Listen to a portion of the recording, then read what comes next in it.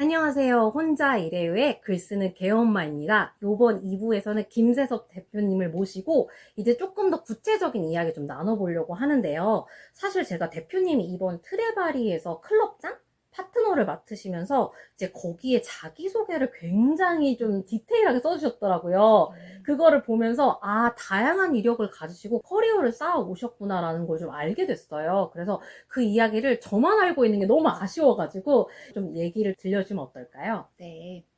저는 도시공학이라는 걸 전공했고요. 학교를 졸업하고 나서는 전공을 살리지 못하고 신용카드 회사에 들어갔어요. 그것도 뭐 관심이 있어서가 아니고 그냥 저를 받아준다는 데가 없기 때문에 여러 군데 막 입사 원서를 막 몇십 군데씩 쓰고 거기서 면접 봐서 붙으면 들어가고 뭐 이런 거죠. 뭐 별 생각이 없었습니다. 그래서 신용카드 회사에 들어가서 일을 하는데 그때 조금 많이 놀랬던 것 같아요. 학교라는 곳이랑 회사라는 곳은 굉장히 다르더라고요. 맞아요.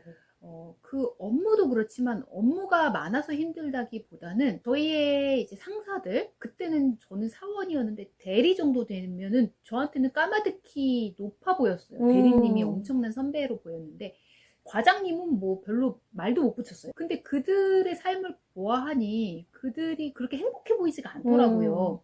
언제나 되게 과다한 업무에 시달려서 찌들어 있는데 그렇다고 아유 나도 빨리 승진하고 일 열심히 해서 우리 과장님처럼 돼야지라는 생각이 안 들었어요. 근데 여기서 이 조직에서 내가 계속 시간을 보내다 보면 나에게 주어진 길은 그들의 길일 것 같더라고요. 그쵸, 따라가게 되니까. 네, 어차피 그들 이상으로 제가 해낼 뭐 능력이 있는 것도 아니고 갖고 있는 뭐 재주가 있는 것도 아니었기 때문에 그래서 좀 이건 아닌 것 같은데 라고 고민을 많이 하다가 당시에 좀 환경도 바꿔보고 좀 다른 세상으로, 큰 세상으로 내가 선택을 할 수 있는 것이 많은 곳으로 가보자라고 생각해서 호주 이민을 가게 됐어요.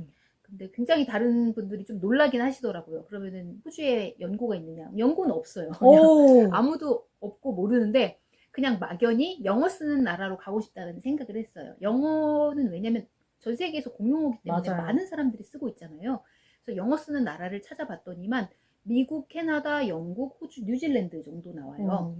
근데 그 중에서 그나마 가장 이민이 당시에 쉬웠던 곳이 호주하고 캐나다였어요. 그 미국은 이민의 문호가 아주 좁았고요.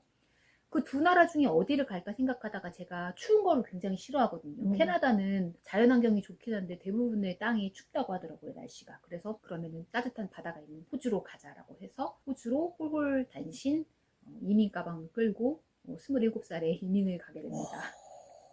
그래서 거기 가가지고 제가 회계학을 공부했고요. 이제 제가 시도했던 게 기술 이민이라는 건데 나이가 좀 젊은 청년들 그리고 호주에서 부족한 직업의 스킬을 갖고 있는 사람들 영어 점수가 좀 높은 사람들 이렇게 해서 점수대가 있어요. 몇 점, 몇 점, 몇 점 해가지고 몇 점 이상이면은 영주권을 줍니다. 그래서 제가 그거를 통과해서 영주권을 받게 되었죠. 영주권을 받은 뒤에 일정 기간 좀 더 있으면 이제 시민이 되는 호주 사람이 되는 거예요. 호주 사람. 영주권은 그냥 너 이 나라에 있어도 돼. 네. 아무 문제 없어. 비자 문제 없고 일 그냥 마음대로 해도 돼. 영주권이라면 이제 시민권은 투표도 할 수 있고 여러 가지 권리들이 더 생기는 것이죠. 그러던 차에 호주에서 잘 살고 있었는데 제가 그때 장거리 연애를 하고 있었거든요. 그래서 남자친구는 한국에 있었어요. 저는 남자친구 보고 호주로 오라고 했죠. 여기에 굉장히 그때 호주가 1년 연속 화랑이었어요. 그래서 직업도 되게 쉽게 구할 수 있었고 사회가 풍요로웠어요. 그래서 여기 와가지고 일해라, 일 찾아가지고 기술 배우면 된다라고 했는데 남자친구는 이제 당시 신문 기자였기 때문에 한국어라는 것이 자신의 어떻게 보면 무기인 거죠. 맞아요. 한국어라는 이 언어와 또 글 쓰는 것도 좋아하고 이거를 바탕으로 내 삶을 단단하게 꾸리고 있는데 또 내가 이 직업을 싫어하면 모르겠는데 난 지금 한창 커리어도 잘 쌓고 일하는 거 재미 붙이고 있는데 다 버리고 영어를 바닥부터 배워야 된다? 그래서 남자친구가 싫어했습니다. 그래서 저도 좀 고민을 하고 마침 그때 저도 호주에서 생활하면서 뭔가 제가 기대했던 것과 다른 것들 그러니까 뭐냐면 한국에 있었을 때는 무조건 한국이 굉장히 모든 상황들이 나쁘고 별로 안 좋다고 생각했던 것들도 있지만 왜 외국 나가보면 애국자가 다르게 된다고 보이잖아요. 하잖아요. 맞아요. 네. 그래서 그런 것들도 또한 느끼던 차, 또 이민과 이제 외로운 생활들로 좀 힘겼던 차에 그래 한국에 와서 한번 다시 새로운 기회를 타진해 보자라고 해서 다시 한국으로 돌아오게 됐어요. 그렇게 해서 한국에 와서 이제 일을 새로 직장을 구했죠. 직장은 어떤 일을 해야 될까 곰곰이 생각해 봤는데 제가 할 수 있는 게 약간의 영어, 그래도 호주에서 4년 정도 살았으니까 영어하고 회계학이라는 걸 공부했기 때문에 회계에 대한 지식과 경험은 있었습니다. 호주에서도 2년 정도 현지에서 근무를 한 경험이 있기 때문에요. 그런데 회계도 그렇고 영어도 그렇고 제가 이 분야에서 업계 탑이나라고 말하기는 좀 사실은 어렵다고 제가 객관적으로 저를 봤을 때 생각했어요. 저보다 영어 잘하는 사람들, 원어민들 뭐 너무 많을 거고 회계? 제가 대한민국에서 이제 그 CPA를 딴 것도 아니기 때문에 그런 것들이 어렵다고 생각했고 대신 저는 좀 교집합을 찾았어요. 회계도 어느 정도 하면서 영어도 어느 정도 하면 내가 이 두 가지 분야에서 각각의 1등은 아니지만 이 두 개가 교차되는 사람들은 얼마나 될까라고 생각하고 회사를 찾았는데 저의 생각대로 외국계 회사라서 영어를 쓰면서 어떻게 보면 회계를 아는 파이낸스, 그래서 저는 외국계 파이낸스 팀에서 커리어를 시작하게 됐고요. 그리고 이어서 계속 한 13, 14년 정도를 계속 이직을 하면서 근무를 했습니다. 바쁘게 지냈던 것 같아요. 저희 30대 역시 평일에는 일하느라 정신 없었고요. 주말에는 자격증 시험 혹은 영어 점수, 토익 같은 것도 유효 기간이 지나지 맞아요. 않도록 언제나 따뒀고요. 그냥 전쟁 같은 삶이었죠. 다른 분도 여기 되게 막 다들 열심히 사시는 것처럼 저 역시 30대를 미친 듯이 달렸던 시간이었습니다. 그렇게 일을 하다가 어느 날 한 40이 넘어서 조금 제 스스로를 돌아볼 여유가 생겼던 것 같아요. 시간적인 여유, 금전적인 여유 모두 다요. 그때쯤 되니까 회사에서도 어느 정도 좀 레벨이 되니까 조금 딴 생각을 할 수 있게 되기도 하고 난 앞으로 어떻게 살아야 되지? 내 커리어는 어떻게 쌓아야 되고 나는 인생에서 무엇을 좋아했고 무엇을 앞으로 추구할 것인가라는 생각들을 하게 되면서 제가 좀 많이 흔들렸던 시간이 있었어요. 그러다가 회사를 그만두고 퇴사를 하게 되고 앞으로 어떻게 살까 고민을 했는데 그때 당시 유행했던 말이 파이어족이라는 게 있었어요. 맞아요. 네, 그래서 막 일은 은퇴. 그래서 저도 약간 유혹적이더라고요. 일 열심히 했으니까 돈이 아주 많이 모인 건 아니었는데 그냥 적게 쓴다면은 앞으로 노후를 뭐 따로 크게 일을 안 해도 될 정도의 돈을 모았습니다. 그래서 이거를 그냥 갖고 은퇴를 하고 작은 시골 마을에 가서 개 키우고 뭐 요가하고 이런 삶을 살까라 생각했는데 이걸 진지하게 생각해 보니까 그게 좋을 것 같은데 너무 좋을 것 같은데 그걸 40년을 할 수는 없겠더라고요. 앞으로 제가 남아있는 삶의 시간이 운이 좋다면 한 40년 이상 살아야 되는데 휴가가 좋은 것, 방학이 좋은 것은 전 방학이 좋은 건 개강이 있기 때문이라고 생각하거든요. 주말이 왜 꿀처럼 달콤하냐면 월요일이 있기 때문이에요. 맞아요. 네. 월요일이 없이 일요일만으로 구성된다면 좋을 것 같죠. 저도 좋을 것 같아요. 그렇지만 사실상 그건 그렇게까지 행복하지 않을 것 같다라는 생각을 해서 그렇다면 뭔가 사회에 보탬이 되는 일. 여태까지는 제가 돈을 버는 데에 집중했다면 그냥 돈 조금 더 준다는데 이직, 조금 다니다가 돈 조금 더 준다는데 이직, 이런 삶으로 제 과거가 구성되었다면 이제는 좀 다른 사람과 함께하는 삶? 뭐가 좋을까? 고민을 많이 하다가 제가 어렸을 때부터 좋아했던 책, 제가 아주 힘들 때도 위로를 받았던 게 책이거든요. 근데 마침 또 출판계가 어렵다고 하더라고요.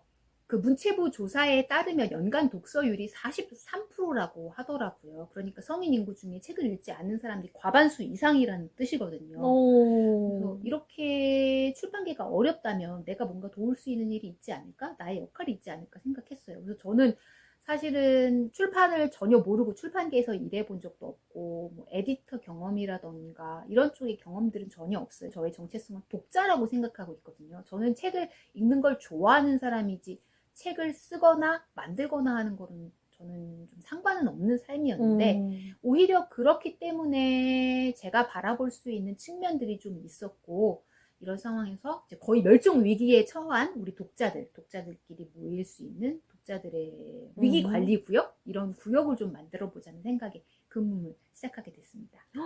이렇게 해서 돌고 돌아서 금음까지 왔는데요. 사실은 전 들으면서 이렇게 한 사람의 인생의 궤적이 한 곳을 향해서 곧바르게 달려갈 수도 있지만 이렇게 둘레길을 돌아가듯이 돌아가는 것도 참 아름다운 모습일 수 있구나라는 생각을 좀 했거든요. 그래서 그 이야기를 저는 이미 알고 있었지만 이거를 꼭 영상을 통해서 같이 나누면 좋겠다 해서 이제 직접 여쭤봤던 거고요. 다음 질문을 좀 넘어가도록 할게요.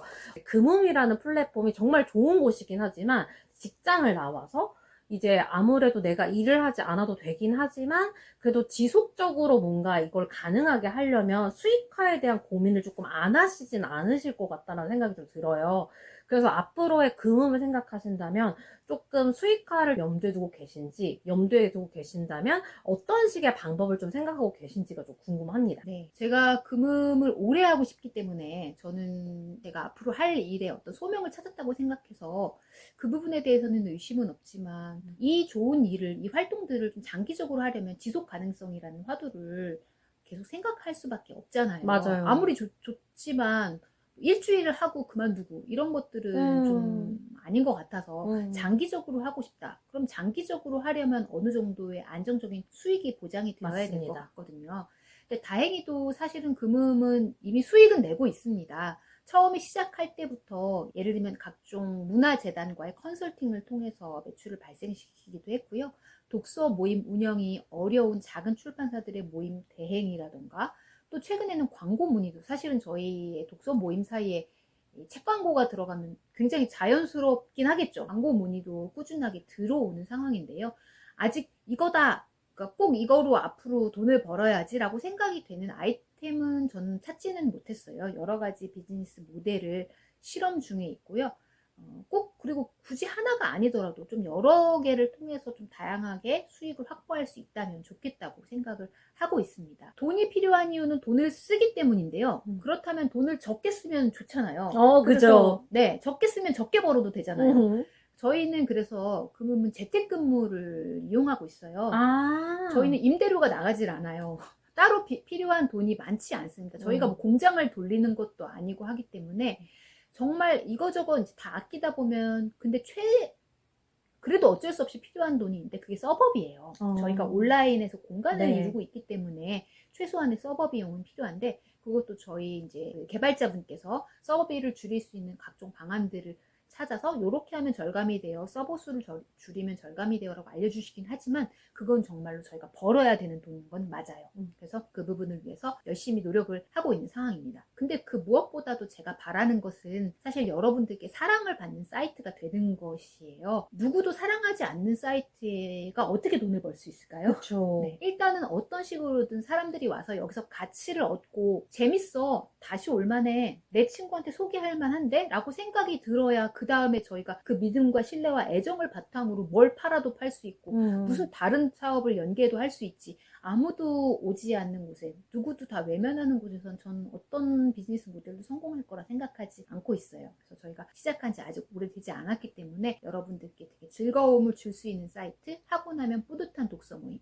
그런 쪽으로 가치를 좀 창출해 나가려고 하고 있습니다. 이렇게 해서 마지막 비전까지 저희가 좀 들어봤고요. 사실은 근데 회사 밖의 삶을 좀 일구는 게 쉽지만은 않잖아요. 나만의 업을 찾아서 뭔가 나만의 가치를 추구한다? 어떤 분한테는 좀 파랑새를 찾는 것 같은 느낌이긴 할 텐데 이런 것들이 좀 김재선 대표님의 인터뷰를 통해서 도움이 됐으면 좋겠다라는 생각을 하게 됐고 저 역시도 이제 8년차 전업작가를 하다가 이제는 회사 일과 병행하고 있는 입장에서 좀 인사이트가 되는 그런 이야기들이었습니다. 저도 금음은 여러분들 향해서 열려 있으니까요. 많이 방문해 주시고 많이 찾아주시고 많은 모임들 열어주시면 좋을 것 같습니다. 이렇게 해서 저희 인터뷰 마무리하도록 하고요. 저희 혼자 일해요는 앞으로도 많은 게스트분들을 모시고 다양한 이야기 나누도록 하겠습니다. 그럼 다음번에 만나요. 제발! 제발!